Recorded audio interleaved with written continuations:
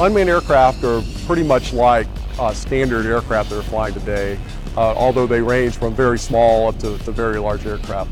But what we're trying to do is take the pilot out of the cockpit and move that down to the ground. So normally there's wires and other cables connecting the pilot to the aircraft. Now we're actually taking that cockpit, putting it on the ground, and we're flying that with a wireless system. So it's really like a fly-by-wireless type of system that we have flying the aircraft now.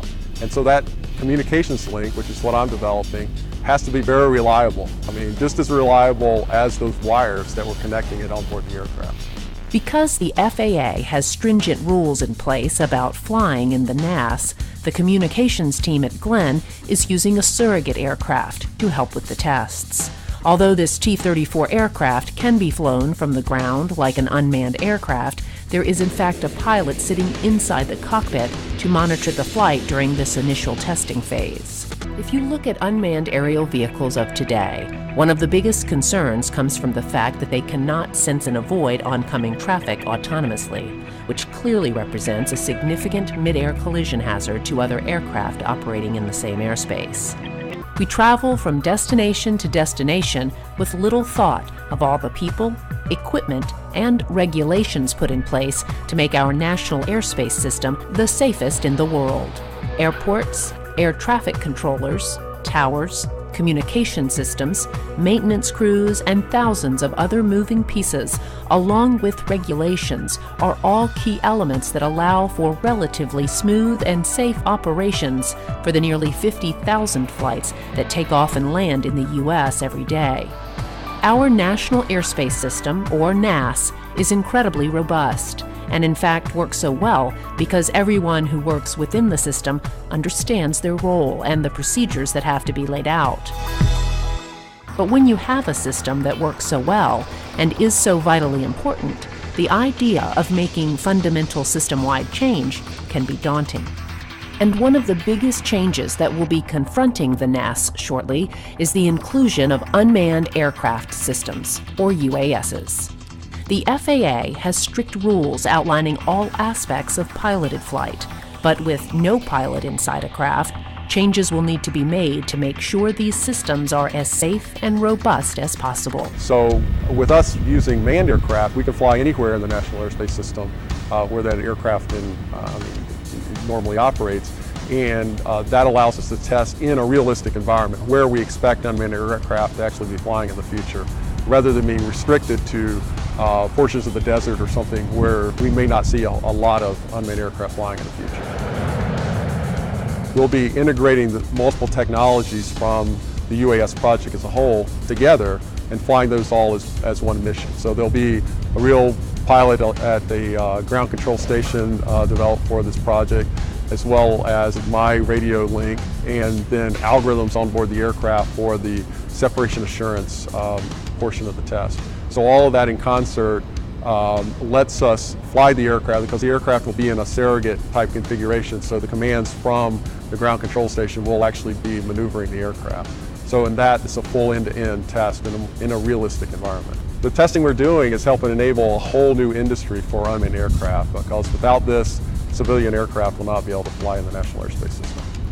Their plan is to focus on 4 major technical barriers to make this transition possible. These 4 include sense and avoid, command and control, human systems integration, and integrated test and evaluation. The sense and avoid challenge is focused mainly on the see and avoid problems UAVs have, because there is no pilot in the cockpit.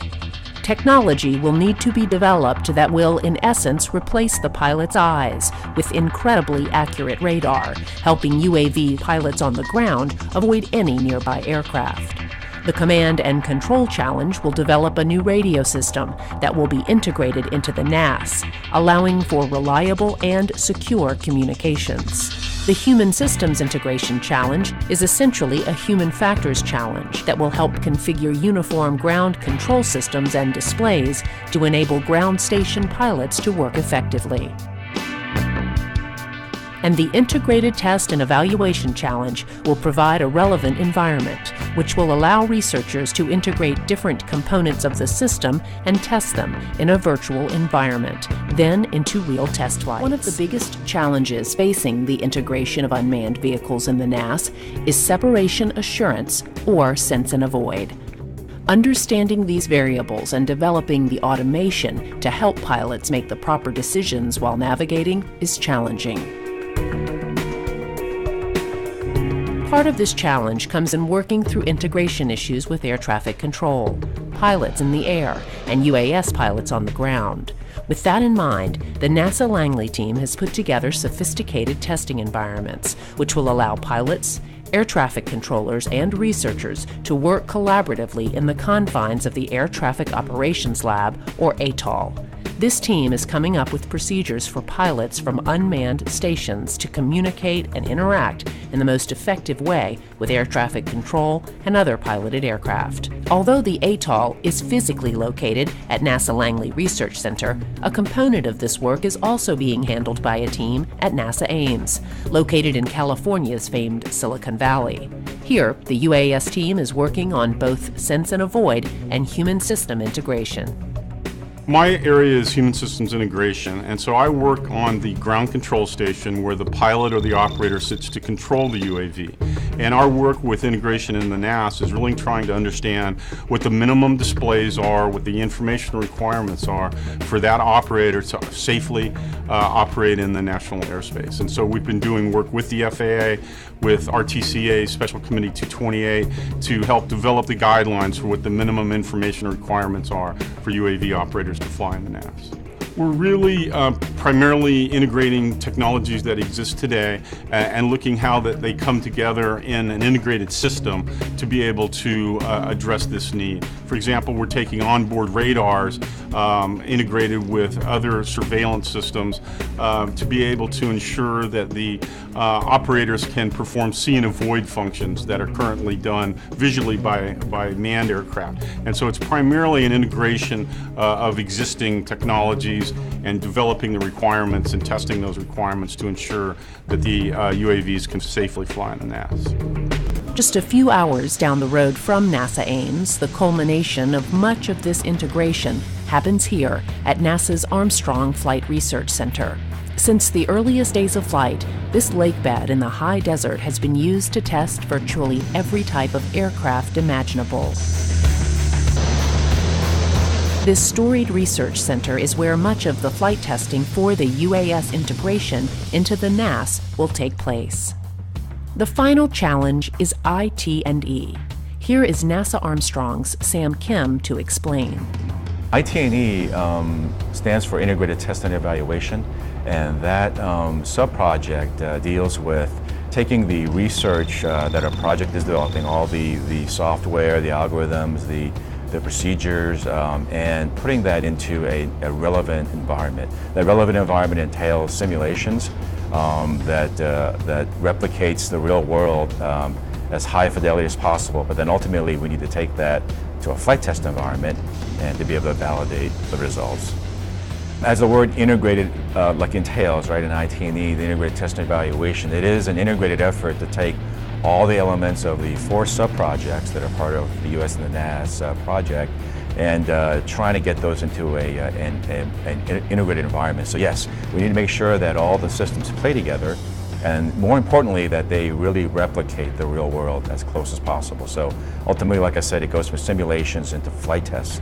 So the research ground control station you see behind me is one of the manifestations of that capability to integrate things. It is a proof of concept ground control station that embodies all from human factors and some of the self-separation technologies that we're developing. It's embodied in this proof of concept GCS. In this RGCS here, we do bring in pilots. So we actually bring in real UAS pilots. In fact, we've not just used NASA research pilots, but we've also used Air National Guard pilots and been able to have a diverse evaluation of our systems. So yes, we bring the pilots here, they get immersed in the simulation environment, and then we're able to collect meaningful data that says that whether the systems we're designing present the right information, and whether they can assimilate that data quickly and be able to react to the national airspace. And having these systems that can be just as safe as the manned aircraft, which we have the safest air transportation system in the world. And so as the FAA takes these new technologies, introduces those into unmanned aircraft and introduces those into the NAS, that safety will not be compromised. We are doing this and making sure that then when the FAA assesses the technologies and assesses any airframe and the avionics that they have or the sensors that they have on board, that those are going to meet the same sort of standards, maybe not the same exact standards, the same sort of standards that they've established for manned aircraft. So safety is always in the back of our mind, and it underpins every decision we make and everything that we do. The task is definitely daunting. We focus particularly on procedures and standards. So from the procedure side, the FAA has built a very, very safe national airspace system. Accidents essentially don't happen. A lot of the rationale for that is procedural. Our air traffic controllers know what they're doing, they know how to manage their airspace, and bringing UAS into this system changes things. What we're trying to do is help inform procedural development so that the FAA can take our inputs and integrate them into their new air traffic control system as they develop their next-gen infrastructure. When the integration is complete, many of the so-called dull, dirty, and dangerous missions will be turned over to these UAVs, paving the way for a new, safer way to monitor important tasks. We are not there yet, but it's clear that the UAS challenges that have been laid out are daunting. It is also clear that the brilliant men and women of NASA are rising to the challenge as only NASA can. Thanks to their pioneering work, we will soon have a new type of tool available to humanity that will almost certainly prove to be invaluable by making our world and skies safer and perhaps even better than we ever thought they could be.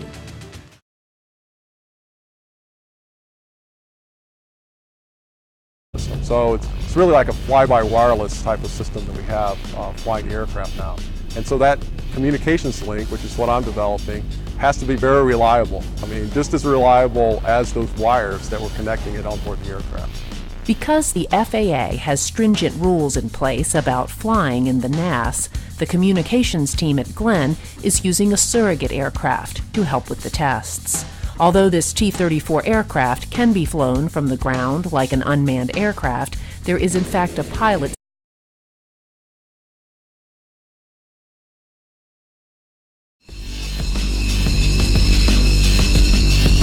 Unmanned aircraft are pretty much like standard aircraft that are flying today, although they range from very small. Sitting inside the cockpit to monitor the flight during this initial testing phase. If you look at unmanned aerial vehicles of today, one of the biggest concerns comes from the fact that they cannot sense and avoid oncoming traffic autonomously, which clearly represents a significant... It's a very large aircraft.